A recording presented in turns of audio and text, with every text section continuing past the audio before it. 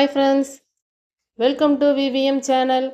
இன்றைக்கி நம்ம சேனலில் சால்னா எப்படி பண்ணலான்னு பார்க்கலாம். பரோட்டாவுக்கு, சப்பாத்திக்கு எல்லாத்துக்குமே ரொம்ப சுவையாக இருக்கும்.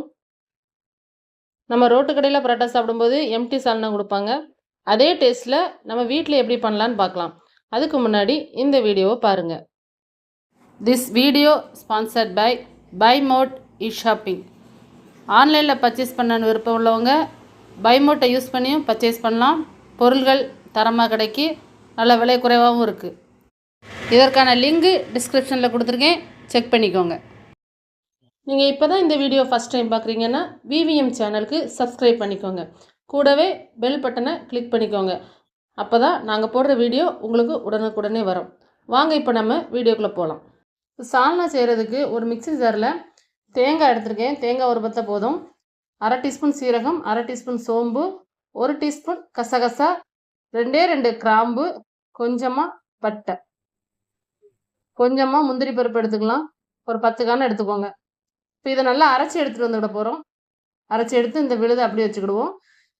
இன்னைக்கு சால்னா குக்கரில் தான் பண்ண போகிறோம். அதுக்கு குக்கர் எடுத்துக்கோங்க. அதில் கொஞ்சமாக தேங்காய் எண்ணெய், உங்களுக்கு விருப்பமான வேறு எந்த எண்ணெய்னாலும் சேர்த்துக்கலாம். தேங்காய் எண்ணெய் சேர்க்கும் போது கொஞ்சம் வாசமாக இருக்கும், அதனால தான். இப்போ தேங்காய் எண்ணெய் சேர்த்துக்கிட்டு எண்ணெய் சூடானதும் ஒரு சின்ன துண்டு பட்டை சேர்த்துக்கலாம். 2 கிராம்பு,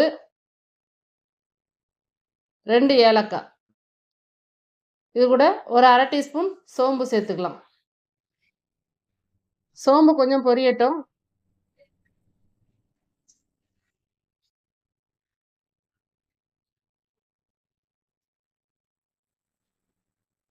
சோம்பு ஓரளவு நல்லா பொரிஞ்சிருச்சு. இப்போ இதில் வந்து ஒரு பெரிய வெங்காயம் நீள் வாக்கில் கட் பண்ணி சேர்த்துருக்கேன். பொடிசாக கட் பண்ணிக்கோங்க. அப்போ தான் நல்லா வதங்கி அந்த வெங்காயம், நம்ம சேர்க்குற தக்காளி எல்லாமே குழஞ்சி நல்லா வந்துடும்.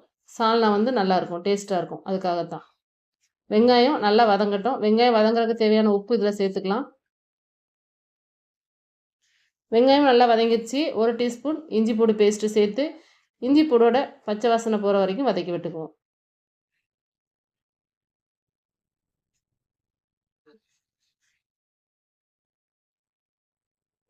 இப்போ நல்லா பச்சை வாசனை எல்லாமே போயிடுச்சு.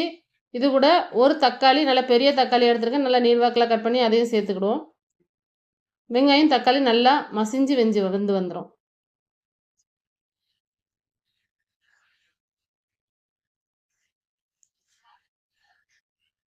இப்போ பாருங்க, நல்லா வெந்து வந்துருச்சு.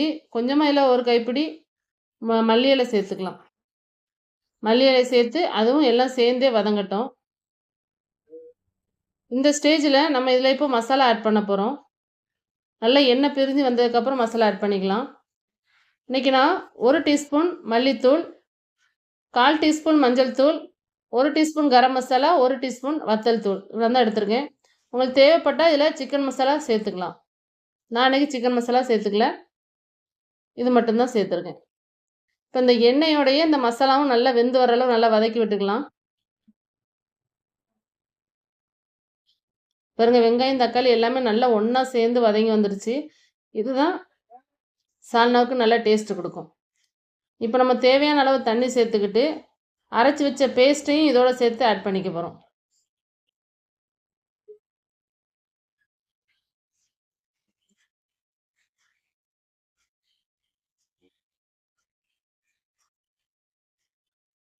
பேஸ்ட்டை சேர்த்துக்கிட்டு நம்ம மிக்ஸி ஜாரை கழுவி அந்த தண்ணி இதோட சேர்த்துக்கலாம்.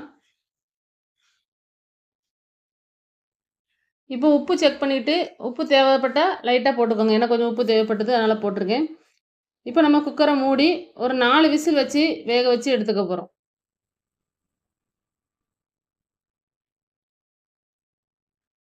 இப்போ பாருங்கள், எனக்கு ப்ரெஷர்லாம் நல்லா இறங்கிடுச்சு. விசில் வந்து எப்படி வந்திருக்குன்னு பாருங்கள்.